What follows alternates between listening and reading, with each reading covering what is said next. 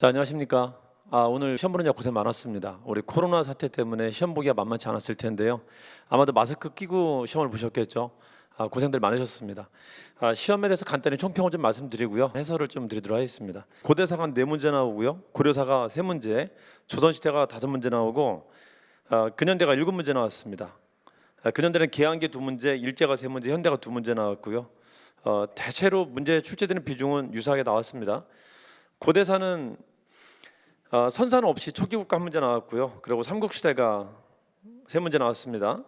근현대를 빼고 전근대만 볼 때는 정치사가 10문제, 문화사가 2문제 나왔어요. 경제사고 사회사는 출제가 되지 않았습니다. 사료 문제가 9문제 나왔고요. 박스 문제는 이전과 같이 좀 많이 나왔습니다. 박스는 여전히 좀 대세니까요. 자, 그리고 난이도를 좀 보자면요, 9번하고 10번하고 14번 정도가 점수를 좀 변별하는 데 영향을 좀 줬을 것 같아요.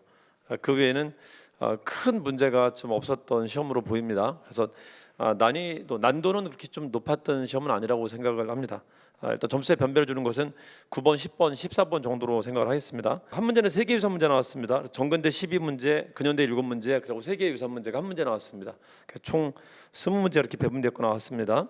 어떤 문제들이 있었는가 간단히 설명을 좀 드려보도록 할게요. 제가 경찰 쪽에서 강의를 하는데요. 경찰 쪽은 문제가 순서가 시대 순으로 나와요. 근데 우리 일반 행정은 그렇지 않죠. 일반 행정은 순서가 섞여서 나오죠. 그게 좀 다른 점입니다. 지금 해설 강의 드리는 문제는 비책형 문제입니다. 자, 1번부터 한번 볼까요? 자, 1번의 키워드는 국사라는 것이죠. 자, 마지막 줄 보시면은 거칠부등의 명에서 선배들을 널리 모아서 역사를 편찬하게 했다라는 말이 나오죠. 역사 동을 한번 쳐보세요. 역사.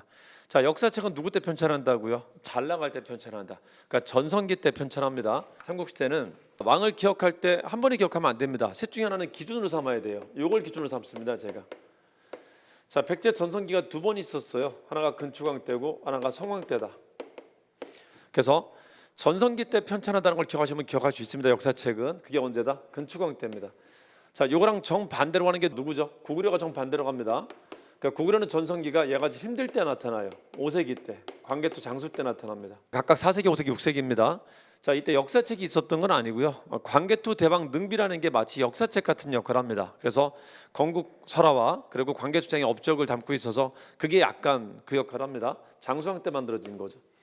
자, 또 하나 7세기 때 좀 영향가 있었던 왕이 있어요. 수나라 물리치고 나서 앞에 유기백권이라는 책이 있었는데 그걸 다시 편집을 합니다. 그래서 이때도 좀 잘 나갈 때 편찬을 합니다. 자, 신라는 요 두 나라 경쟁력이랑 관련 없이 혼자 고요하게 성장을 합니다. 계단식으로 성장하는데 6세기 때 전성기가 와요. 요때 이제 편찬을 합니다. 요때. 그래서 요 잘 나가는 전성기 때가 역사책을 편찬한 시기였다는 걸 기억하시면 됩니다. 자, 역사 밑줄 그시고 그다음에 이제 전성기 왕을 찾으면 되는 거죠, 이런 거는. 자, 1번은 성덕왕 때고 2번은 신문왕 때고 3번은 선덕여왕 때죠. 선덕여왕은 첫 번째 여자이기 때문에 뭐가 필요했던 사람이다? 자신이 왕이 된 것의 정당성을 밝힐 수 있는 일들이 필요했던 겁니다. 그래서 그 정당성을 세우기 위한 작업들을 좀 많이 합니다. 그래서 위대한 건축물들이 이때 좀 나타나는 게 있습니다. 탑 2개랑 첨성대 하나가 있죠. 모전석탑과 황룡석 중탑과 그리고 첨성대라는 게 이때 만들어집니다. 자, 2번 한번 볼까요? 자, 광덕준풍의 언어를 사용했다. 황도서도. 자, 우리 고려시대 때 칭제 권원했다는 사람이 딱 2명밖에 없습니다. 고려시대는. 자, 하나가 광종이고요. 또 하나가 인종 때 묘청이라는 사람이 있습니다. 묘청 내지는 윤언이. 우리 숙종과 예종 때 가장 대표적인 근왕 세력이었었던 윤관의 아들입니다. 이 사람들이 칭제 권원을 얘기합니다. 딱 2시기밖에 없었다. 이거는 인종식이죠. 자, 연호를 만든 사람 딱 3명이 있습니다. 누가 있죠? 태조와 광종과 묘청 딱 3명이 있습니다. 이때는 천수라고 하고요. 이때는 광덕, 준풍, 광풍이라고 하고요. 이때는 하늘 한번 열어보겠다. 천계라고 합니다. 천계. 자, 그래서 연호가 떴다 그러면 저 중에 찾으면 되는 거죠. 저 중에. 자, 광종입니다. 자, 1번 노비안건법 맞죠? 2번은 경종이고요. 3번은 성종 때입니다. 자, 4번이 성종 때입니다. 3번과 4번을 묶어서 교육제도를 만들었다라고 합니다. 4번을 가지고 성종 때 향교가 만들어졌다라고 이제 증거를 대는 겁니다. 그래서 성종 때 국자관과 향교가 만들어졌다라고 합니다. 1번은 4번, 2번은 1번이죠. 자, 3번 한번 볼까요? 3번. 자, 매일신보에 애국적인 논설을 썼다. 매일신보에 대한매일신보에 글을 쓴 사람이 박은식과 신채호가 있죠. 자, 밑에 봅시다. 유교 구신론을 집필했다. 박은식 맞죠? 박은식. 자, 1번은 김구마라입니다. 2번이 맞죠? 한국통사. 3번에 보시면은 진단학회는 30년대 조선학 운동 와중에 만들어져요. 34년에. 박은식은 25년에 돌아가십니다. 이거 되게 잘 기억하셔야 됩니다. 박은식은 25년에 돌아가시기 때문에 25년 이후의 일에는 참여 못합니다. 신간에 참여할까요? 못할까요? 못하죠. 잘 냅니다. 아주 잘 내니까 기억해 두셔야 됩니다. 자, 박은식은 돌아가신 연도도 A급이에요. 자, 3번은 이병도와 같은 실증주의자들이 하는 겁니다. 조선학 운동은 민족주의 사학자가 하고요. 그 와중에 만들어진 진단학회는 실증주의자가 만듭니다. 자, 4번은 신채호죠. 답은 2번이고요. 자, 4번 한번 볼까요? 발기취지다. 발기취지문. 자, 인간 사회는 많은 불합리를 산출한 동시에 두 번째 줄 여성 문제는 그 중에 하나다. 인간 사회는 많은 불합리한 요소가 있는데 여성 문제가 그 중에 하나다. 이게 가장 대표적인 키워드죠. 이게 뭐다? 근의회입니다. 자, 또 하나 키워드는 세 번째 줄, 네 번째 줄에 통일된 조직이 없었고 통일된 항쟁이 없었다. 이게 키워드인데요. 자, 통일운동이 나타납니다. 도대체 뭘 통일하는 거죠? 자, 일제강점기 때 통일이라는 논점은 되게 중요한 논점이 되는데요. 자, 이거는 제가 시험 공부할 때 있죠. 제가 이제 행정고시 공부했었는데 그 객관식은 6개월 만에 붙었었습니다. 저희 시험 공부할 때 통일사관이라는 게 굉장히 중요한 논점이었어요. 이걸 축으로 일제강점기를 연구했었던 그 노학자분들이 대부분 요거 구축하다가 이제 퇴임을 하세요. 금방. 퇴임하고 난 뒤에는 이 사관을 이어간 사람들이 많지는 않았어요. 그래서 이 통일사관이 힘을 좀 많이 얻어가지를 못했어요. 그래서 요분들이 계실 때 이제 요걸 많이 강조했었는데 제가 공부할 때는 이게 되게 잘 나왔었어요. 시험에 통일사관이라는 게 도대체 뭘 통일하는 거냐라는 걸 말할 때 일제강점기 때 10년대까지는 이걸 통일했다라고 해요. 계몽운동과 의병운동을 통합하는 게 이제 과제였었다라고 하고요. 자, 또 하나 내용을 굳이 얘기하자면은 운동상의 주제가 두 가지가 있었습니다. 뭐냐면은 독립이 목표죠. 이 사람들은 자, 독립할 때 국가를 어떻게 할 것이냐, 국가를 황제 국가로 갈 것이냐, 아니면 황제가 없는 국가로 갈 것이냐, 이 논점도 대립하는 두 가지 중요한 주제 중에 하나 있었습니다. 자, 이거를 북벽주의라고 하고요, 보황주의라고도 합니다. 이걸 뭐라고 한다? 공화주의라고도 하는데요. 공화주의. 자, 요거는 고종이 죽으면서 소멸된다라고 봐요. 3.1운동 즈음에 소멸된다라고 보고요. 자, 요거는 10년대 들어가면서 자, 국권 피탈되기 전까지는 둘이 으르렁거리고 싸웠었는데 사이가 안 좋았었는데 이거는 국권 피탈되면서 자연스럽게 통합이 됐다라고 합니다. 가장 잘 보여주는 게 대한광복회 같은 것이고요. 연해주 같은 데는 러시아의 권업회 같은 것들이 이런 걸 되게 잘 보여줍니다. 이제 둘이 싸우지 않고 함께 활동한다는 거죠. 자, 그러면 이제 더 이상 싸울 게 없잖아요. 이제 뭐가 통합 논의가 될까? 이렇게 합쳐진 단체를 민족주의 운동이라고 하고요. 합쳐진 단체를. 자, 근데 20년대부터는 민족주의 운동 단체 중에 전투 방식을 사용하는 사람들은 국내에서는 거의 소멸된다고 봅니다. 국내에서는. 그래서 계몽 방식으로 20년대를 운동을 시작하는데 이거를 실력양성 운동이라고 해요. 그러니까 20년대 운동을 좌지우지한 것은 실력양성 운동입니다. 이게 이제 물산 장려 운동이나 밀립대학 설립 운동 같은 것들이 이걸 대표적으로 보여주는 겁니다. 자, 그러고 이제 뭐가 새로 들어오냐면요. 그러고 여기 들어오는 게 사회주의라는 게 새로 들어오게 돼요. 3.1운동 이후에. 자, 그래서 20년대부터는 이 둘의 통합운동이 가장 중요한 주제가 됩니다. 언제 나타났다? 자, 첫 번째가 20년대 후반에 한번 나타나고요. 자, 두 번째가 30년대 초반에 한번 나타나고요. 자, 세 번째가 30년대 후반에 나타난다. 자, 그리고 40년대는 통합이 됐다라고 합니다. 됐다. 이 네 가지의 과정을 기억하시면 됩니다. 20년대 후반의 통합운동은 국내에서는 신간회가 있었고요. 신간회가. 자, 만주에서는 뭐가 있었다? 삼부통합운동이 있었고요. 관내에서는 촉성의 연합회라는 게 있었습니다. 촉성의 연합회. 자, 이게 되게 독특한 게 있는데요. 이게 되게 중요한 논점인데, 자, 통합운동은 성공한다, 실패한다? 실패합니다. 대부분. 이것만 성공합니다. 그러니까 통합운동 끝에는 뭐가 나타난다는 게 항상 맞는 말이라고요. 당이 나타납니다. 당이. 이건 유일당 성공했으니까 유일당이라고 하고요. 여기는 뭐가 나타난다? 만주에는 자, 북만주에는 한국 독립당이 나타나고요.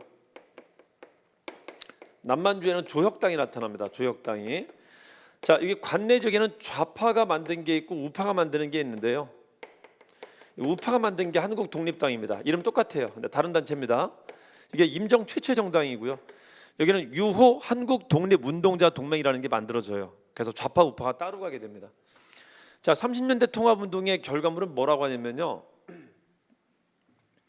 30년대 만주가 일본 땅이 되면서 만주 사람들이 내려와요. 그래서 이때 통합운동의 핵심은 만주하고 관내가 합쳐진다는 게 통합운동의 핵심입니다.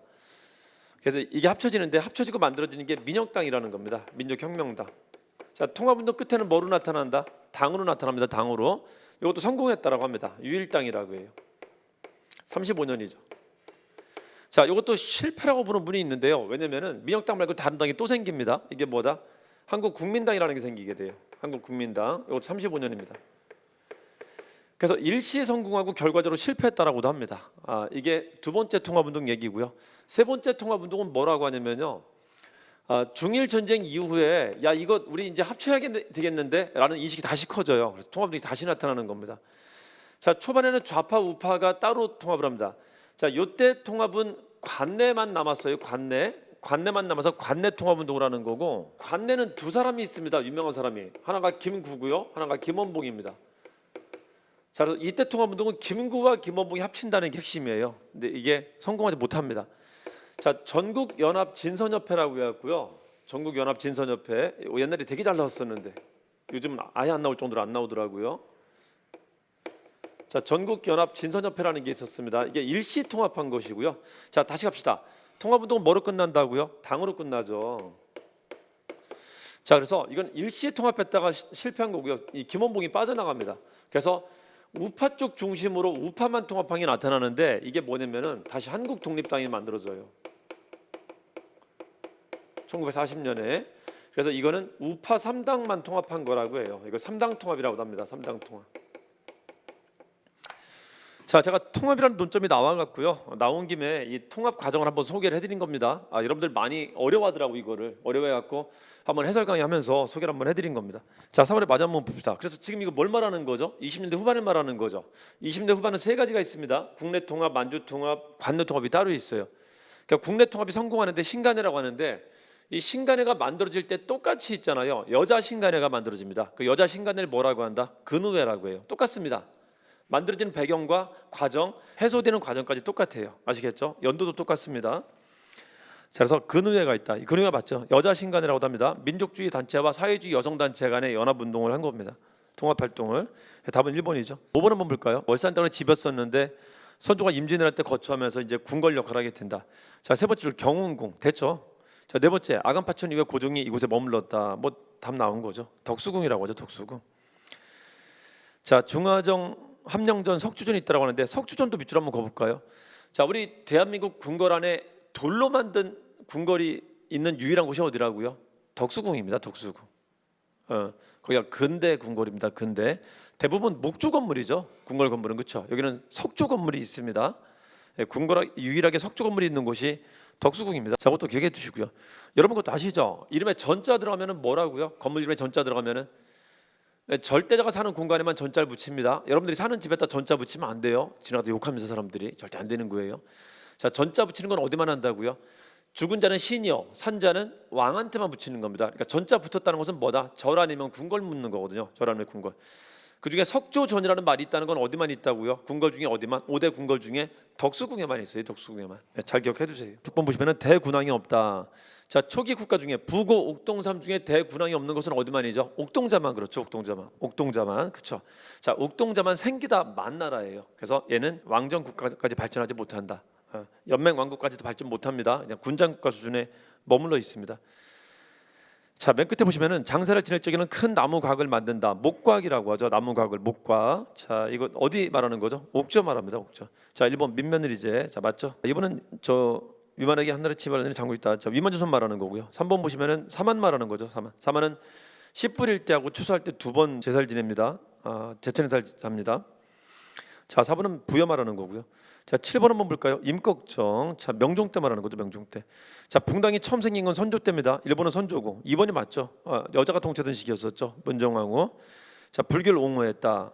자, 이것도 키워드 한번 빼볼까요? 간단하게. 조선은 뭐를 키운 나라죠? 유학을 키운 나라죠. 숭유억불이라는 정책을 취합니다. 국정 지표가 국시가 숭유억불인데요. 이런 국가에서도 유학이 한 번에 발전했답니까? 한 번에 안 됐답니까? 한 번에 안 됐다는 겁니다. 자, 조선의 왕들 중에 유학을 키운 왕이 누가 있었다고요? 유학을 키운 왕들이 유교왕이라 불리는 사람들이 있었는데 이 사람들이 세종과 성종과 중종 같은 사람입니다. 자, 이 사람들이 대표적인 유교왕들인데 이 왕들 때는 유학을 강화시켰다는 말을 뭔가 쓸 겁니다. 유학을 강화시켰다는 것은 유학자를 등용했다는 말도 포함해요. 그러니까 유학 외에 다른 종교는 배척했다는 말을 쓸 겁니다. 배척했다는 말을. 자, 거꾸로 갈게요. 거꾸로. 자, 이렇게 불교는 탄압을 받는데요. 우리 조선 왕들 중에서도 불교를 높인 사람이 있었다는 거지. 누구였었다? 자, 불교를 높인 사람이 세조가 있었고요. 누가 있었다? 여자가 통치할 때, 명종 때가 있었습니다. 명종 때. 그래서 이 두 시기를 불교가 중흥했다라고 합니다. 중흥했다. 아시겠죠? 그러니까 불교가 중흥됐다. 불교를 다시 강화시켰다라는 말을 쓸 수 있는 왕은 누구밖에 없다고요? 이 둘밖에 없습니다. 둘 중에 찾으면 됩니다. 둘 중에. 자, 문정왕후 불교 옹호했다. 불교 옹호라는 말 가지고도 찾을 수 있다는 말을 지금 드리고 있는 겁니다. 자, 3번은 삼포외란이죠. 외란은 몇 세기? 16세기입니다. 16세기는 몇 명의 왕이 있죠? 자, 왕은 5명이 있는데요. 나머지 픽살이니까 연산군은 15, 16 거친 사람이고 인명선이 있는데, 자, 연산군과 인종은 픽살이니까 3명 정도 있다 보시면 돼요. 자, 이때 대표적인 외란들이 있습니다. 이때 무슨 외란이 있다? 삼포외란. 이때 뭐 있다? 을묘외란. 이때 뭐 있다? 임진왜란이라는 게 있죠. 임진왜란. 그렇죠? 잘 기억해 두시고요. 자, 4번 조광조 중종 때죠. 중종 때. 자, 답은 2번입니다. 자, 8번 보시면은 윤관이, 자, 네 번째 줄이 키워드죠. 적은 기병인데 우린 보병이다. 대적할 수가 없었다. 그래서 만듭시다 하고 만든 게 뭐다? 별무반입니다. 다시, 그러니까 별무반은 뭐 중심의 부대라고요? 그래서 기병 중심의 부대를 만들었다는 겁니다. 기병 중심의. 자, 별무반은 크게 신기, 신보, 기병, 보병이 있습니다. 그리고 누구도 들어간다? 승려가 들어가는데, 이 승려가 들어가는 것은 뭘 의미하죠? 항마군이라고 하는데 뭘 의미하는 거죠? 아직까지 불교 세력을 통제하지 못했던 것을 지금 이제 통제하고 있다는 걸 보여주는 겁니다. 그래서 별무반은 외적에 대한 대항도 있지만요, 국내적으로는 왕권을 강화하는 시도라는 것도 잘 기억해 두셔야 됩니다. 별무반은. 자, 봅시다. 정종 2년 설치되었다. 광군이죠, 이거는. 자, 2번 귀주대첩 강감찬입니다. 1번, 2번은 거란에 대한 거고요. 3번이 여진에 대한 것이죠. 자, 4번 이군육기로 편성되었다. 이거는 고려의 중앙군을 말하는 거고요. 여러분, 별무반의 뜻이 뭐죠? 별도로 만든 군대라는 겁니다. 자, 별도로 군대를 만들었다는 건 무슨 뜻이게요? 중앙군이 무력화됐다는 뜻이에요. 이군육기가 제 역할을 못하고 있다는 겁니다. 이군육기가. 아시겠죠? 그래서 새로 만든 겁니다. 새로.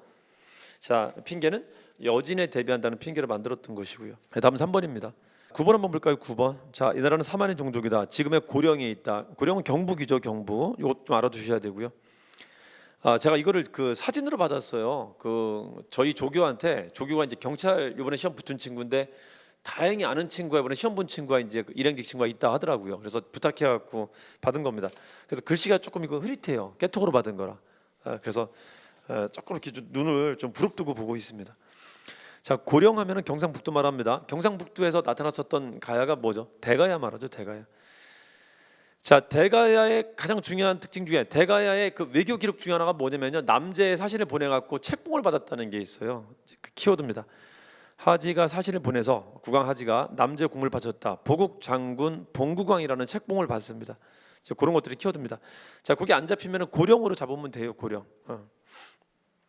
자, 고령에 가면은 대가야의 지산동 구분군이라는 그 왕릉 구분군이 있습니다. 아직은 많이 그 문화 단지로 뭐 이렇게 개발된 데는 아닌데요. 뭐 개발하니까 좀 그렇긴 한데, 개발된 데는 아닌데 가서 좀 볼만은 합니다. 여러분들이 뭐 답사 같은 걸 가시거나 여행 가실 때 좀 가볼만은 할 겁니다. 특이하게 있잖아요. 왕릉이 산 능선 따라 만들어진 능이에요. 되게 특이하게. 우리나라 이제 거의 유일할 정도로 특이한 사례입니다. 그게. 그래서 산 능선 타고 쭉 올라가면은 앞에 쭉 펼쳐진 그 장관도 볼 수 있고요. 그리고 시원한 바람 맞으면서 이렇게 할 수 있어요. 이게 뭐 무덤 다닌다고 기분 나쁘지 않아요. 왕릉은 그 무덤 다니는데 그냥 동산 다니는 느낌이에요. 그냥 혼자 있잖아요. 커피 하나 들고 그냥 조용히 트레킹하듯이 다녀오기는 되게 좋은 유적지입니다. 혹시 여유가 되신다면 참고를 해보셔도 괜찮을 것 같아요. 풍경 되게 좋고요. 앞에 조그마한 박물관 있으니까 박물관 한번 들러보기도 좋고요. 이제 그런 거 좀 선호하시는 분들이 있다면은 한번 가보는 것을 좀 추천드립니다. 괜찮습니다. 대가야말 합니다. 1번 보시면 관산전 국왕이 전사했다. 성왕이죠. 자, 국왕전사 밑줄.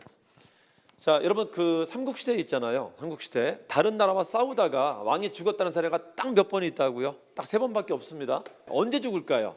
누군가 전성기 때 상대편이 죽을 겁니다. 누군가 전성기 때. 전성기 찾아볼까 다시? 근초구왕 누구 있죠? 광장 누구 있죠? 진흥왕 있죠.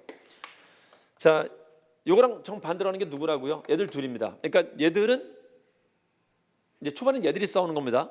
6세기 가야지 신라가 형들 싸움에 끼는 거예요. 6세기 때까지는 사실 이국시대입니다. 이국시대 사실은 아시겠죠? 그래서 얘가 얘를 먼저 죽입니다. 이게 고국원왕이고요. 자, 관계도 아닙니다. 장수가 죽여요. 장수왕이 죽인 게 장수왕 때문에 너무 괴로운 사람이 있어요. 장수왕 때문에 괴로왕이 죽고요. 자, 그 다음에 죽는 게 진흥왕한테 죽는 건데 요 성왕이 죽어요. 백제는 2번이 죽습니다. 2번이 딱 3명 내에서 나오는 겁니다. 싸우다가 죽었다, 전사했다. 자, 내분으로 죽었다는 거 말고요. 그 말고 전사했다는 말이 나오면 딱 3명밖에 없다. 성왕입니다. 성왕. 2번 봅시다. 울릉도. 자, 지증왕이죠. 자, 3번이 맞습니다. 자, 대가야가 잘 나갔다는 말이 있는데요. 자, 이거 하나만 더 가볼게요. 자, 우리가 왜 삼국시대라고 하죠? 사국시대라고 안 하고요. 가야라는 국가도 있는데 심지어는 부여라는 국가도 있는데요. 이게 5세기까지 존재하는데 왜 사국시대나 오국시대라고 안 하냐면요. 자, 이 중에 고대 국가로 진입한 나라는 몇 나라밖에 없다고요? 3나라밖에 없기 때문에 그냥 흔히 삼국시대라고 하는 겁니다. 얘들 존재했었어요. 얘는 5세기까지, 얘는 6세기까지 존재합니다. 이 가야가 누구랑 정반대로 가냐면요. 이 가야도 역시 백제랑 정반대로 가요. 그래서 백제 잘 나갈 때는 얘는 못 나간다는 말을 씁니다. 그래서 이렇게 갑니다. 얘는 이렇게. 그래서 가야 전성기는 이렇게 돼요. 3세기 때가 전성기고요. 5세기 때가 전성기가 돼요. 5세기 후반 때가. 요 3세기 때 전성기를 이끌었던 나라가 금강가야고요. 이 금강가야가 전기연맹의 리더였었고요. 자, 5세기 후반 이후에 즉 백제 웅진 시대 전성기를 이끌었던 사람이 이끌었던 나라가 대가야입니다. 대가야. 좀 달라요. 자, 얘들은 왕으로도 안 내죠. 그냥 이름으로 내죠. 금강가야냐 대가야냐, 그렇죠? 이거는 왕으로 내는데, 그렇죠? 이거는 왕권이 그렇게 강력하게 성장을 못했기 때문에 그렇습니다. 자, 그중에 금강가야가 잘 나갔다는 게 뭐냐면요. 한국과 중국과 일본의 무역을 주도했다, 중개무역했다라는 말을 씁니다. 이때 마치 철을 화폐처럼 사용했다는 말도 쓰고요. 요거는 변환에도 쓰죠. 이 변환이나 금강가야가 잘 나갔다는 말로 쓰는 게 이거고요.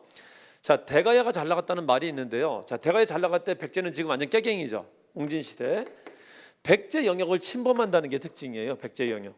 그래서 뭐라고 하냐면은 가야가 서진했다라고 하는데요. 가야가 전라도 지방 갔다 그러면은 대가야입니다. 대가야. 금강가야가 아니라 가야가 전라도 갔다 그러면은, 아시겠죠? 자, 여기 나와 있죠. 뭐라고 돼 있죠? 호남 동부지역까지 새로 확장했다. 전라도 동부지역까지 갔다라는 거죠. 그렇죠? 이러면 누구다? 대가야입니다. 대가야. 9번하고 10번이 점수에 좀 변별을 좀 줬을 거라고 생각을 합니다. 그 중에서는요. 그 중에서는 4번은 광개토대왕 말하는 거죠. 신라를 도운 나라는 고구려 말합니다. 고구려. 자, 10번 한번 볼까요? 10번 대흥. 자, 우리 발에는 연호를 거의 모든 왕들이 사용하는데요. 자, 언제부터 흥행한다는 말을 쓰기 시작하죠? 흥 이런 말 쓰는 건 누구 때부터라고요? 문왕 때부터입니다. 자, 문왕이 크게 흥행하겠다라는 말을 쓰고요. 자, 그다음에 다시 한번 흥행하겠다는 말 쓰는 게 성왕이고요. 중흥이라고 하고. 근데 성왕은 다시 한번 흥행하겠다는 캐치프라이즈 걸었지만 1년 만에 뒤집니다. 그래서 실패해요. 그래서 그 다음 왕이 그럼 내가 해볼게라고 하면서 건흥이라는 말 붙인 거예요. 건흥. 이게 선왕이고요. 나라 영토를 넓게 편 사람, 펼선자. 그래서 흥 이렇게 갑니다. 문왕부터는. 자, 그중에 문왕의 연호가 대흥입니다. 자, 천도는 8세기 때만 하죠. 그중에 2번 이상 천도한 게 문왕 때입니다. 중상동이라고 하죠. 중상동. 천손이라는 표현이 있다. 천손. 그래서 문왕 때는 자부심을 표현했다는 것도 잘 기억해 주셔야 합니다. 자부심. 천손, 전륜성왕 같은 의식을 표현했었다. 자뻑의 왕이다. 이게 요즘 나오는 스타일인데요. 우리 그 수업이나 문제 풀 때 되게 강조를 많이 하고 문제를 많이 내는 문제인데요. 제가 이거를 저희 신화지라는 책에 보면 나와 있는 문제입니다. 자, 우리 발해 왕들은 대무문 성선 요 5명이 주로 나오죠. 여기선 9세기로 가고요. 자, 이게 8세기 때 왕들인데요. 이건 7세기 말에서 8세기 이어지고 이건 8세기 왕입니다. 자, 요 사람들 때가 이제 좀 잘 나오는 왕들이죠. 자, 요 왕들 때 신라 왕이 누구냐라는 것을 기억을 해야 된단 말이에요. 이게 누구다? 성덕왕 때고. 자, 이게 누구 때죠? 좀 깁니다. 이 사람은 치세기가 길어요, 상당히. 경덕왕 때부터 원성왕 때까지 이어져요. 원성왕 때까지. 그래서 요 남북국의 관계사, 삼북 관계사는 너무 잘 나오고요. 삼국 관계사는. 남북국 관계사는 요즘 아주 잘 내고 있다. 요즘 그걸 낸 겁니다. 그거를 아시겠죠? 그래서 그걸 찾으면 되는 겁니다. 자, 원성왕 때 독수산부가 설치되죠. 자, 일본 노구패지는 신문왕 때고요. 청해지는 9세기 때고요. 9세기 흥덕왕 때. 삼대목 편출한 것은 진성유왕 때입니다. 9세기 말 진성유왕 때. 자, 이것도 기억 좀 해두세요. 자, 원성왕이 발해 사신을 파견하는데 그게 이제 문왕 때입니다. 문왕 때 원성왕. 신라가 발해 사신을 파견한 사례도 있었다. 그게 발해 왕은 문왕 때고요. 신라 왕은 원성왕 때입니다. 자, 다음은 4번이고요. 자, 11번 한번 볼까요? 11번. 자, 서울 노론 집안이다. 노론하면은 실학자 중에 누구 말하는 거죠? 일단 중상 쪽이겠죠. 중상 쪽. 그렇죠. 자, 양반전을 지었다. 2번째 한전론. 자, 3번째 상공업진에 관심 가졌다. 선박이용, 수레 선박이용 같은 걸 말했다. 박지원이죠. 자, 2번이죠. 관홍소초. 박지원의 책을 이렇게 얘기하죠. 박지원 때 한방에 과열되죠. 박지원 때 한방에 과열됩니다. 그래서 박지원 때 연합학파라는 학파가 형성돼요. 중상결의 실학자들이 학파를 만들었다고 합니다. 한 방에 과열됩니다. 한민명전의, 방경각외전, 관홍소초, 열알기 같은 걸 만듭니다. 관홍소초 안에 부록으로 들어와 있는 게 한민명전이에요. 이 한민명전의 안에 한전론이라는 게 제시가 되어 있습니다. 한전론. 과도한 토지 소유를 금지하자라는 말을 두고 있는 겁니다. 자, 답은 2번이고요. 3번은 홍대용이죠. 4번은 이수광이라는 사람입니다. 이수광. 12번 한번 볼까요? 자, 이종배 대마도 정벌은 세종 원년 때 일이고요. 세종 원년 때. 자, 전문육등, 연문고등은 공법이죠. 둘 다 세종 때 일이죠. 그러니까 가는 세종 때 일을 찾으라는 겁니다. 자, 1번은 공양왕, 2번은 세조 때입니다. 이시의 반란은. 자, 3번 농사직설이 세종 때죠. 자, 4번에 정두전은 태조 때까지만 존재합니다. 정두전은 태조 말년에 죽습니다. 그 답은 3번이죠. 자, 세종의 업적을 순서로 냈다는 측면에서는 뭐 어려워 보일 수 있지만은 지문이 너무 쉬운 거죠. 이거는 지문이. 그렇죠. 답은 3번입니다. 13번 한번 볼까요? 13번. 강화도 조약을 체결했다. 1876년이죠. 자, 청해 영선살파기를 했다. 81년인데요. 이것도 보는 방법이 있는데 우리 학생들 대부분은 그냥 연도를 외우더라고요. 연도를 외우면 공부하는 게 되게 힘들고요. 그냥 노가다하는 게 된 거고요. 가급적 이거를 카테고리화 시키고 범주화 시킬 수 있는 방법을 찾는 게 공부를 하는 겁니다. 연도 외우는 건 공부가 아니라 그 막노동을 하는 거고요. 그래서 우리 근현대 파트도 계양기도 있죠. 몇 개의 덩어리로 만들 수 있는 방법이 있는데 간단하게만 좀 말씀을 드려보도록 할게요. 몇 개의 덩어리 만들 수 있는 방법이 있는데요. 개념부터 좀 말씀드려볼까요? 자, 우리 근대는 계양기, 일제, 현대 이 세 시기를 근대사라고 합니다. 우리나라는 근대사.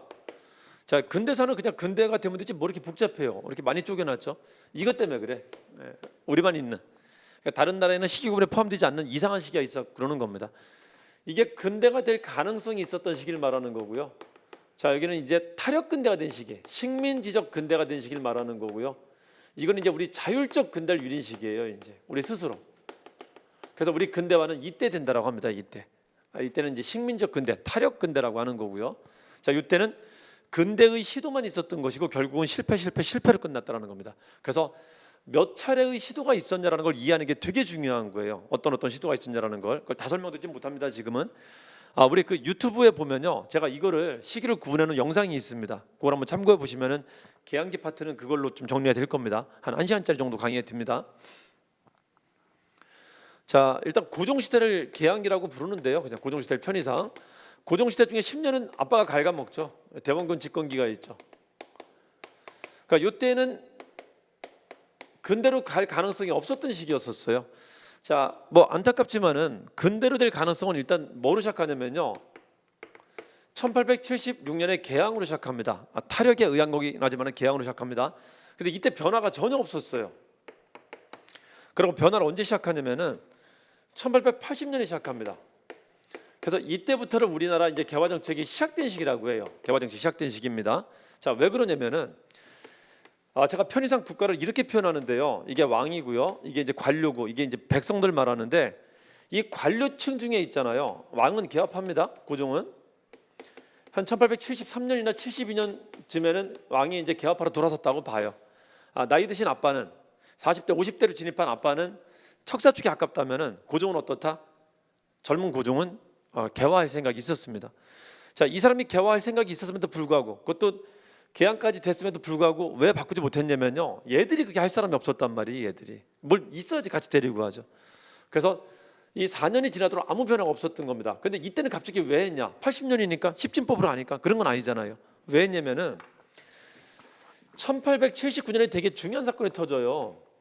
1879년에 오키나와가 일본에 병합되는 사태가 벌어집니다. 유구국이 일본에 병합되는 사태가 벌어지면서, 야, 이거 우리가 변하지 않으면 일본한테 먹힐 수도 있겠구나라는 것을 현실적으로 느끼게 돼요.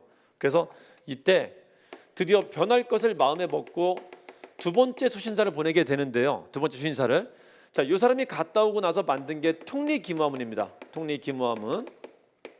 그래서 보면은 한국의 정부가 있잖아요. 기존의 의정부 외에 뭐가 생긴 것이다? 최초의 근대적 정부인, 신식 정부인 통리기무화문이라는 생겨서 이제 개혁을 추진할 정부가 한국에 만들어지게 된 거예요. 이제 이때부터 시작을 하는 겁니다. 자, 그렇게 해서 처음 추진했었던 개혁 내용이 뭐였었냐면요, 야, 갔다 왔더니 좋더라 임마, 이러다 한번 가봐봐. 사람들을 해외로 보내갖고 이거 경험시키는 사람들을 많이 만드는 게 첫 번째 개혁 정책이었어요. 대규모의 시찰단을 보내게 됩니다. 이게 일본에 보낸 게 조사시설단이고요. 중국에 보낸 게 영선사입니다. 여기가 키워드인 것 같아. 일본에 보낸 게 이걸 먼저 보냅니다. 얘는 범위를 한정해서 보냅니다. 주로 무기학습 위주로 보내게 됩니다. 이게 첫 번째 개혁 내용이었습니다. 첫 번째. 이것과 더불어 군제 개혁했다는 게 이제 첫 번째 개혁이었었는데, 자, 이 군제 개혁은 5군형을 2형으로 줄이고요. 별기군을 만드는데, 자, 이렇게 90군대 신식군대 두 개가 만들어지면서 82년에 생각지 않게 군란이 터지게 됐던 겁니다. 이 군대 차별이라는 게 이렇게 이어집니다. 그래서 잠깐 주춤하게 돼요. 또 시작했었던 개혁이. 자, 여기 보시면은, 자, 일본 군국기무처는 언제 말하죠? 군국기무처는 세 번째 개화시기 때 나타나요. 이거를 1880년대 개화시기라고 하고요. 80년대 전반, 80년대 후반에 한 번 더 나타나고요. 그리고 94년에 나타나는데 그걸 가부개혁이라고 합니다. 이걸 3차 개화시기라고 하고요. 자, 네 번째 개화시기를 4차 개화시기를 광무개혁이라고 합니다. 이 네 번의 시도가 있었어요. 네 번에. 자, 군국기무처 홍범 14조 이거는 언제 때다? 3차 개화시기 가부개혁 때 말합니다. 자, 4번에 대한국국제는 언제다? 광무개혁 시기, 마지막 4차 개화시기 때 말합니다. 시기가 아예 다르죠. 자, 1번은 1894년, 2번이 1880년 12월에 있었던 거고요. 3번도 1894년 12월에 있었던 겁니다. 94년입니다. 자, 4번은 1899년에 있었던 거고요. 자, 14번 세계유산, 이거 간단한 두 문자에 있죠. 두 문자 맞춰서 보시면 그냥 바로 풀 수 있었던 거고요. 한양도성은 안타깝지만 아직 세계유산이 안 됐습니다. 한양도성은. 자, 다음은 3번이고요. 13번은 답 2번이고 14번은 3번입니다. 자, 15번 한번 볼까요? 자, 이거 연도로도 알 수 있죠. 97년 활동했었던 단체가 뭐가 있죠? 독립협회 말합니다. 독립협회. 1896년에 만들어졌고 98년에 해산이 됩니다. 독립협회. 자, 1번 봅시다. 헌정연구를 계승했다. 월보를 간행했다. 자강회라고 하죠. 대한자강회. 2번 보시면은 회보를 발간했다. 독립협회 회보가 있습니다. 만민공동회든 대규모 집회를 열었다. 조금만 설명드릴게요. 그냥 지나가면 또 아쉬울 것 같네요. 요거를 무슨 단체라고 하죠? 정의를 좀 내릴 수 있어야 되는데, 자, 우리 개항기 때는 크게 4시기로 분한다 했었죠. 1차 개화시기. 자, 그리고 1884년에 갑신전면으로 이게 파통을 합니다. 1차 개화시기 이제 끝나게 돼요. 자, 그리고 청나라에 사실상 총독 같은 사람이 들어왔고 청나라에 사실상 지배 같은 지배를 받게 되는데, 이때 청나라 눈치 보면서 조심스럽게 한 게 2차 개화고요. 자, 그리고 1894년부터 96년까지 있었던 것을 이제 3차 개화라고 하는데, 이걸 우리가 흔히 가보개혁이라고 합니다. 가보일미개혁이라고.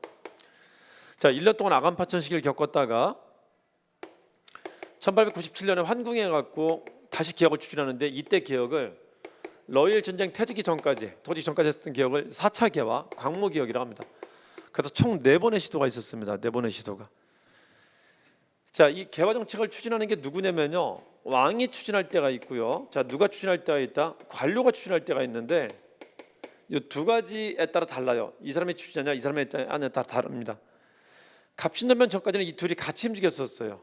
갑신전면 때 이제 둘이 결별되면서 둘이 이제 대립하는 관계로 가게 됩니다. 자, 이 사람들이 개화 정책을 추진하는데 주로 했었던 게 뭐냐면요, 다 바꿔야 돼. 얘도 바꿔야 돼. 얘도 바꿔야 되는 겁니다. 그중에 이쪽에 백성들을 바꾸기 위해서 제일 주력을 했었던 게 뭐냐면요, 알려야 되잖아. 세상이 바뀌었다는 것을.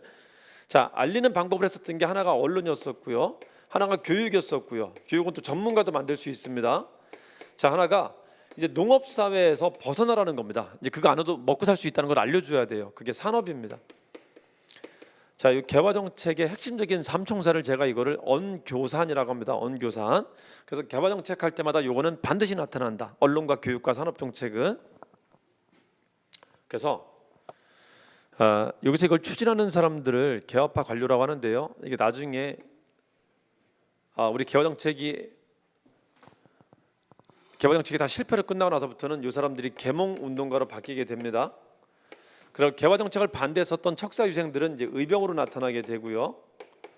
그래서 계몽 단체도 똑같이 뭘 하게 되냐면요, 언론과 교육과 산업이라는 걸 하게 돼요. 언론과 교육과 산업이라는 걸. 그래서 대한자강회도 마찬가지고 독립협회도 마찬가지고요. 언론 활동을 같이 합니다. 그래서 회부라는 게 있다라고 하는 거예요. 이건 기본으로 들어가는 겁니다. 기본으로. 자, 이 개화파 관료가 추진했었던 게 가보기였었는데요. 개화파 관료가 추진했었던 게, 자, 이 사람들하고 대립하는 게 왕이었었죠. 왕의 권한을 한껏 약화시킵니다. 자, 근데 아간파천으로 왕이 권한을 회복하게 돼요. 러시아 등을 업고. 그러면서 개화파 관료들을 이제 대거 쫓아내게 됩니다. 그래서 관료 세력들이 여기다가 제야로 쫓겨나가게 돼요. 아간파천기 때. 제야로 쫓겨나가서 여기서 활동하는 게 아니라 여기서 활동한 첫 번째 단체가 뭐냐면 독립협회입니다. 그러니까 독립협회부터 무슨 활동했다라고 하냐면은 계몽활동했다라고 해요. 이런 표현을 씁니다. 계몽활동은 좀 대중화된 개화 정책을 계몽이라고 합니다. 그래서 개화파 관료나 계몽 단체는 언론과 교육과 산업을 했다라는 것을 그냥 기억하시면 됩니다. 자, 그런 차원에서 말씀을 드린 겁니다. 월보를 간행했다, 회보를 발간했다, 그것은 언론 활동이 같이 끼어 있다라는 걸 기억하시면 됩니다. 자, 회보 말고 뭐도 있죠? 독립신문이라는 것도 있잖아요, 그렇죠? 그래서 그 삼총사는 항상 같이 간다. 자, 이 사람이 이제 어디 내려서 활동하는 거죠? 독립협회는 여기가 아니죠. 이제 관료로 활동하는 게 아닙니다. 여기서 한다. 그러니까 여기서 할 때는 그냥 정책을 만들어갖고 정책을 그냥 펴 나가면 되는 건데 여기로 내려오니까 방식이 달라진 겁니다. 어떻게 달라진다? 이제 민중들하고 같이 해야 돼요. 그래서 여기서 할 때는 민중에 기반하지 않은 개혁을 했다라는 게 특징입니다. 갑신전면 갑오개혁은 민중에 기반하지 않은 개혁을 했다라고 해요. 그러니까 여기 내려오면서부터는 이제 민중에 기반한 개화 정책을 폈다라는 게 이제 달라진 점이에요. 독립협회부터는. 그러니까 민중에 기반한 개화 정책을 피기 때문에 운동 자체도 어떻게 하냐면요. 이제 내가 힘이 없어. 나 공무원 아니야 이제. 나 이제 실업자야. 그래서 어떻게 한다? 민중들을 모아다가 쪽수로 싸울 수밖에 없어요. 쪽수로. 그 나타나는 게 뭐다? 데모로 했다는 겁니다. 데모. 자, 영어로 하면 데모고 한자로 하면은 공동회라고 하는 겁니다. 공동회. 그래서 독립협회나 보완회 같은 단체들이 주로 사용했었던 방법이 뭐가 있었다고요? 데모였었다는 겁니다. 데모. 아시겠죠? 만민공동회는 대규모 집회를 열었다. 이 독립협회 핵심적인 키워드죠. 만민공동회, 관민공동회 같은 것들이. 보부상 중심단체는 한국협회 같은 단체가 있고요. 사본협회 황무지 개혁안 구실로 대중적 반대 운동을 벌였다. 토지 약탈하려고 하는 걸 보완회 말합니다. 보완회. 답은 2번이고요. 16번 한번 볼까요? 자, 이게 요즘 잘 나오는 건데요. 경술련, 경술국치라고 하죠. 자, 한자에 앞에 경자 들어가면 연두에 경자 들어가면 영년을 말합니다. 영년. 형제들이 모여갖고 만주를 할 것을 논의했었다. 자, 맨 끝에 신흥강습소 만들었다. 신흥학교라는 건데요. 신흥학교는 신민회를 다시 부흥시킨다는 겁니다. 자, 신민회 기지가 국내에 있었는데 이 신민회 기지를 어디로 옮겼다고요? 서간도로 옮겼다. 서간도. 그 서간도를 개척했다는 겁니다. 자, 서간도를 개척한 사례를 지금 묻고 있는 겁니다. 그래서 서간도에 만들어진 단체를 묻고 있다. 이 서간도를 개척했던 사람들이 이회영 육형제하고 이상용이라는 갑부들이 가서 한 겁니다. 자기 전 재산을 탈탈 털어갖고 거기에다가 한인촌을 만들게 돼요. 한인촌을. 그래서 서간도에 독립운동 기지를 만들게 됩니다. 애초에 신민의 목표 중에 하나 그게 있었어요. 독립운동 기지를 만든다는 목표가 있었습니다. 그걸 만든 겁니다. 서간도에다가. 거기에 가장 큰 힘을 보탠 사람들이 이회영 육형제하고 이상용이라는 갑부들이 힘을 보탰던 겁니다. 자, 1번 조선학기 사건. 이건 최연배 같은 국학자들이 피를 본 거고요. 이건 국내 얘기입니다. 국내 사람들 얘기입니다. 여기 지금 그 그라는 사람은 이회영을 말하는 건데요. 이회영. 이회영은 국내에서 활동하지 않습니다. 이거는 일본은 국내에 있는 사람들이 피해 본 걸 말하는 거고요. 자, 이번 보시면은 경학사 만들었다. 이게 서간도 맞죠? 서간도. 서간도에 가서 노천 대회를 한인 대회를 개최하고 난 뒤에 이제 자치단체인 경학사를 만듭니다. 한인 대회를 개최하고 난 뒤에 3번에 봅시다. 3.1운동 33인. 33인은 국내 인사들이에요. 해외 인사가 아니라 국내 종교인들입니다. 국내 종교인들. 자, 4번에 봅시다. 삼균주의 각한 한국 국민당 건설했다. 결성했다. 김구입니다. 김구. 35년이죠. 게다가 저기 그 그라는 분은 32년까지 연표가 돼 있잖아요. 4번은 35년입니다. 시기도 맞지 않아요. 답은 2번이고요. 17번 한번 볼까요? 6월 15일. 이게 6월 15일 똑같아. 그러니까 6월 15일은 좋은 일들이 좀 많았었어요. 3차 개헌 말합니다. 3차 개헌. 자, 제일 중요한 개헌은 맨 마지막이죠. 내각 책임제 정부를 갖게 됐다는 거. 유일한 내각 책임제 개헌이 3차 개헌이었었죠. 허정이 있었다. 허정이라는 키워드가 뭐죠? 4.19 뒤에 나오는 게 허정이죠. 4.19 뒤에. 원래 1공화국 때 외무부 장관이었었는데 4.19 이후에 이 사람 이름이 뜨게 됩니다. 뭐로? 과도정부를 운영한 사람으로. 과도정부를. 그 허정 정부가 개헌을 했었던 거죠. 그게 키워드입니다. 3차 개헌 말한다. 더 쉬운 거는 밑에 경향신문 60년이라고 찍혀 있죠. 아예. 그렇죠. 자, 1번은 발췌 개헌 말합니다. 1차 개헌이고요. 52년입니다. 자, 이번은 2차 개헌 말합니다. 54년입니다. 4사 5입은 외우기 쉬워요. 4자 들어가잖아. 54년입니다. 4자 또 들어가죠. 죽을 때까지 하겠다는 겁니다. 죽을 때까지 하겠다. 자, 이승만 대통령이 개헌을 2번 합니다. 이 개헌 2번 한 걸 발사했다라고 해요. 발사. 발췌 개헌, 4사 5입 개헌. 그리고 세 번째 개헌은 이승만 대통령이 물러나고 난 뒤에 나타나는 겁니다. 60년에. 자, 3번은 7차 개헌이죠. 유신헌법 말합니다. 자, 4번 참의원, 민의원. 이제 이거 규정한 게 2번 있었죠. 언제 있었다? 발췌 개헌과 어디에 있었다? 3차 개헌 2번 있었습니다. 발췌 개헌과 3차 개헌. 발췌 개헌 때는 실행이 안 됐었고요. 3차 개헌 때는 실제 실행이 됩니다. 민의원, 참의원. 그러니까 이게 있었다 그러면은 두 헌법 맞는 거고요. 이게 만약에 미니언 선거, 참여 선거가 실제 실시됐다 그러면 그거는 3차 기원 때만, 20 때만 가능한 말입니다. 20 즈음에만 가능한 말입니다. 답은 4번이고요. 자, 18번 볼까요? 자, 개경을 떠나 피난 중인 왕이 있었다. 자, 왕이 피난했다. 밑줄. 자, 뭐뭐 있었죠? 왕이 피난했다는 것은 외침이 있을 때 피난하죠. 외침 뭐뭐 있었죠? 그럴 때는 여러분 우리 그 말 되게 흔히 쓰죠. 우리 고려라는 국가는 뭐 800번의 외침을 당하고 뭐 900번의 외침을 당하고 그런 개소리 있잖아요, 그렇죠? 자, 그거는 우리가 이제 힘이 들고 이제 국력이 없을 때 이제 자조적으로 쓰는 말이었었고요. 그냥 완전 개소리입니다. 그거는 그냥 있잖아요. 동네까지 쳐들어왔었던 모든 그냥 그 전투를 다 총괄해갖고 말하는 거고요. 국가 단위 전쟁은 고려 때는 드물었었어요, 오히려. 뭐 쳐들어오죠? 자, 우리 고려 때 쳐들어오는 주체는 어디였었다? 중국은 안 쳐들어오죠. 중국이 쳐들어온다는 건 언제죠? 이건 고대 때 일이고요. 중세 때부터는 얘하고 이제 4대하기 때문에 얘는 쳐들어오지 않습니다. 누가 쳐들어온다? 만리장성 이북에 만주가 쳐들어오는 겁니다. 만주에는 두 부족이 있죠. 거란과 여진이 있습니다. 얘들이 문제가 되는 거예요, 얘들이. 그리고 또 하나가 외가 있는데, 자, 외하고는 큰 교류가 없었다, 고려 때는. 그래서 얘가 주로 들어옵니다. 그러니까 얘가 들어오는 게 언제다? 10세기, 11세기고요. 자, 얘가 들어오는 게 언제다? 12세기인데 얘는 우리가 무릎 꿇어 갖고 이제 큰 전투는 없었어요. 자, 그리고 뜻밖의 만주 바깥에 몽골에도 이 원시 부족 애들도 국가를 만들면서 얘까지 쳐들어오게 됩니다. 자, 그래서 이게 이제 첫 번째고요. 우리를 괴롭혔었던 이게 두 번째고요. 얘는 큰 적이 없었고요. 자, 원나라가 망해갈 때 원나라 밀란 세력이 쳐들어오게 되는데 이 밀란 세력이 홍건적이라고 해요. 이게 이제 세 번째 우리한테 위협이 됐었던 것이고, 홍건적 요거는 국민왕 때만 있었습니다. 국민왕 때만. 자, 외놈들이 들어오기 시작하는데 외국의 정부가 무너지면서 이 지방 세력들이 중앙의 통제를 받지 않는 지방 세력들이 막 들어와서 괴롭혔었던 게 고려 고종 때부터 이제 국민왕 우왕 때 아주 극심해지게 됩니다. 고려 말에 극심해지게 돼요. 이게 이제 네 번째 우리를 괴롭힌 존재들이 됩니다. 요거는 국가 단위의 전쟁은 아니에요. 홍건적과 얘는 이게 이제 국가 단위 전쟁은 요 두 개가 답니다. 그러니까 요게 들어온 게 11세기고 얘가 13세기인데요. 한 200년 동안 큰 전쟁이 없었다고요. 그렇게 그냥 계속 있었던 게 아닙니다. 조선도 마찬가지고요. 조선도. 자, 그때 왕이 피난 갈 정도의 큰 위협이 있었던 게 언제였었냐면요.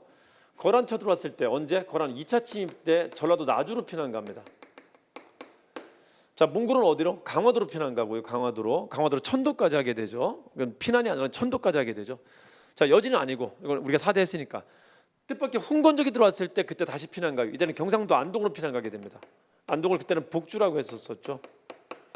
이것도 홍건적의 2차 침입 때 피난 가게 돼요. 2차 침입 때.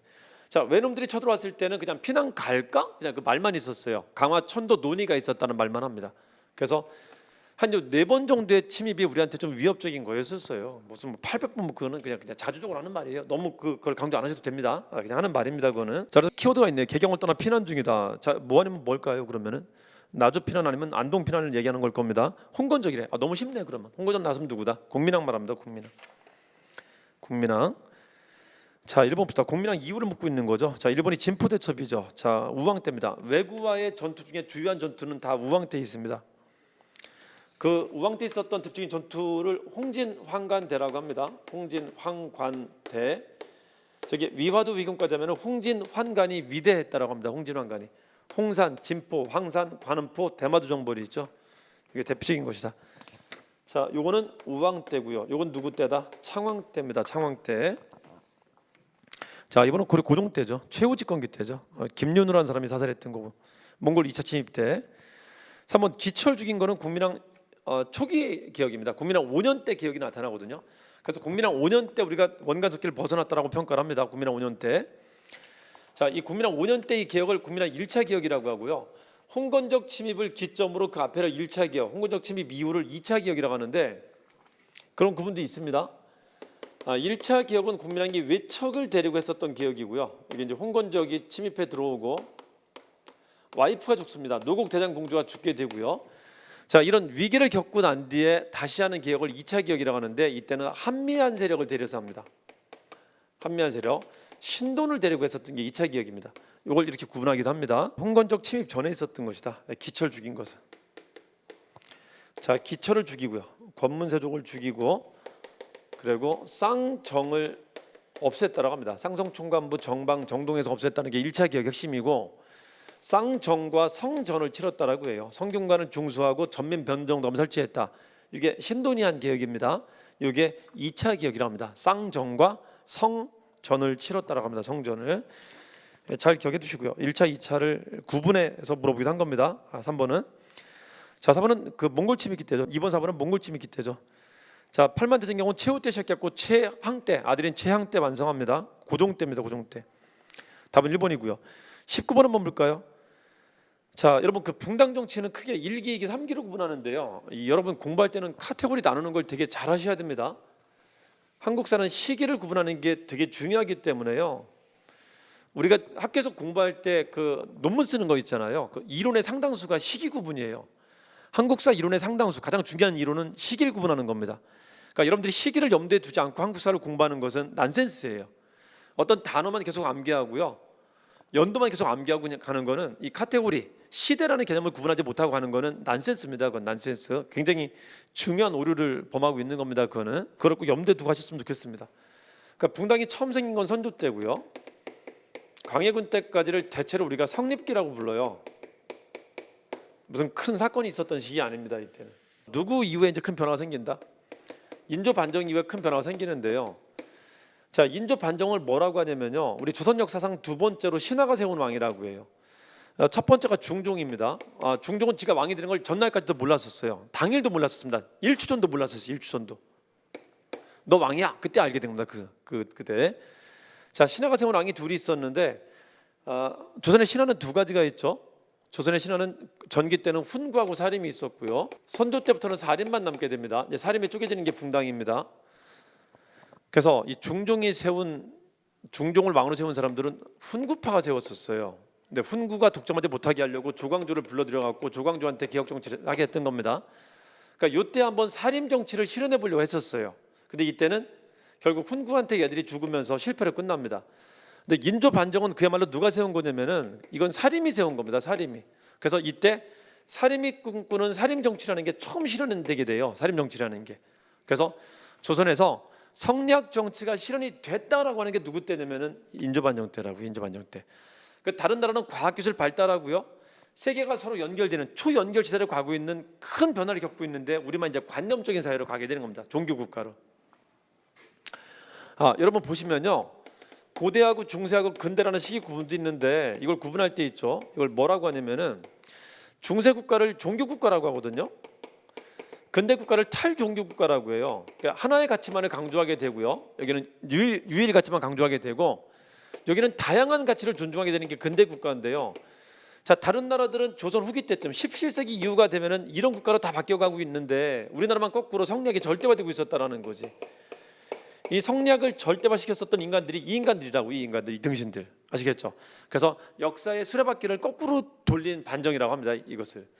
자, 사림 정치인데 그 중에 누가 했다라고 하죠? 서인이라는 놈이에요. 이 서인이라는 미친 놈들이, 아시겠죠?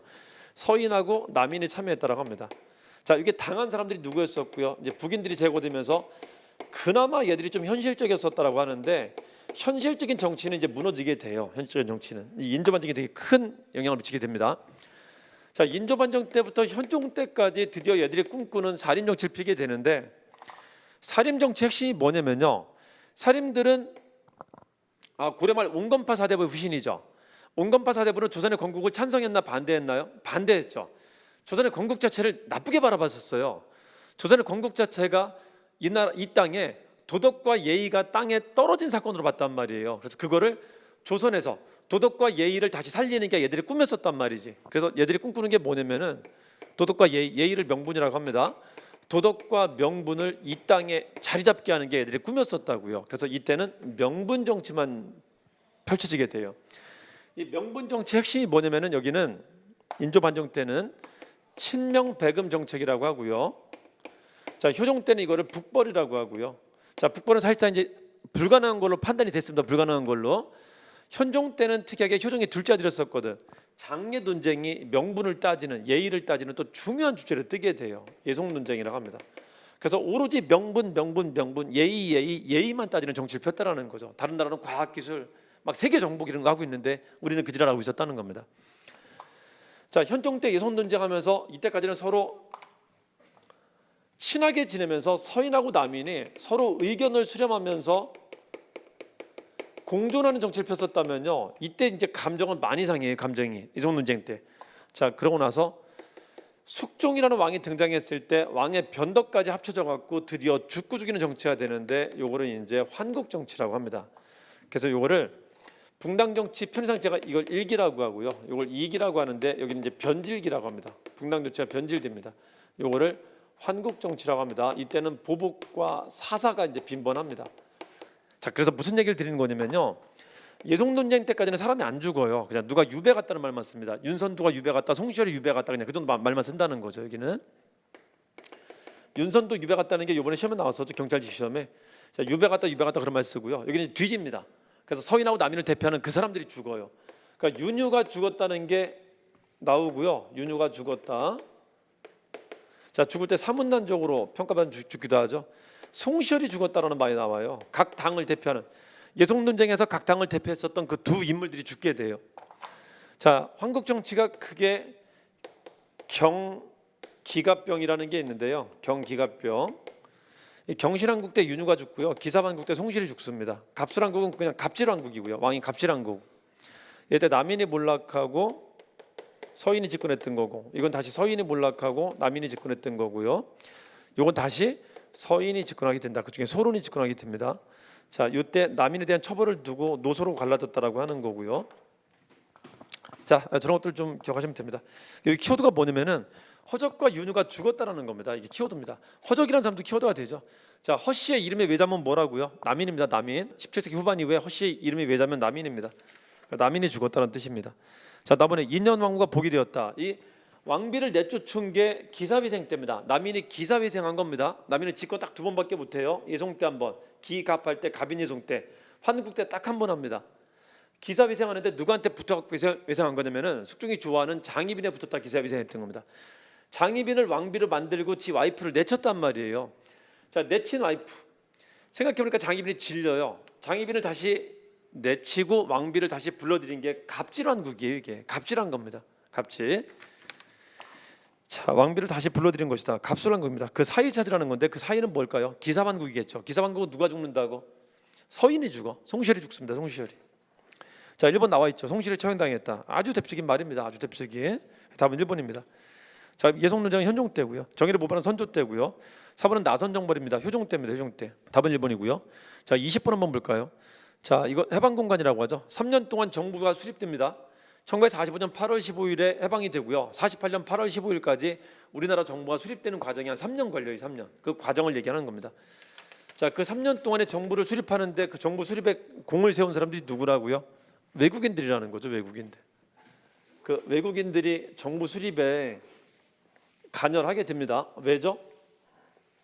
우리나라를 미국과 소련이 분할 점령하게 되거든요. 그래서 영향을 좀 받게 된다. 자, 1945년 8월 15일에 해방이 됐지만 안타깝게 조선 총독부에 일장기가 내려가고 뭐가 올라간다? 성조기가 올라갑니다. 태극기는 올라가지 않아요. 이게 9월 9일입니다. 일단 이건 됐고. 자, 다만 8월 초반에만 잠깐 우리 스스로 있잖아요. 정부 수립을 시도했었어요. 이게 건준입니다.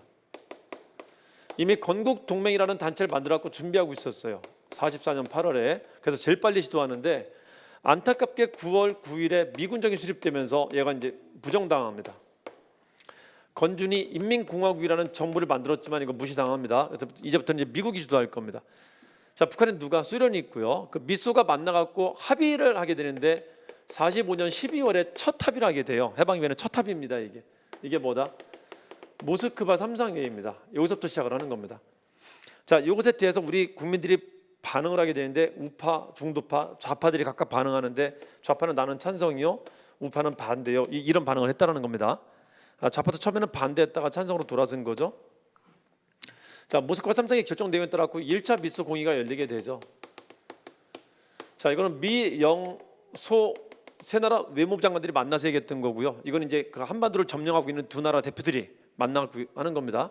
미소공이라는 이제 그 위원회를 설치해 갖고 상시로 뭔가 해보려고 하는 겁니다. 자, 이게 실패하죠. 자, 46년 3월에 시작해 갖고 5월에 실패하는데, 실패하자 우리 또 반응하죠. 어떻게 반응하죠? 우파, 중도파, 좌파 반응하는데 우파 중에 우파는 둘이 있죠. 임정기하고 이승만 한민단계가 있죠. 잘 됐다. 어떻게 하자? 그냥 우리끼리 따로 가자.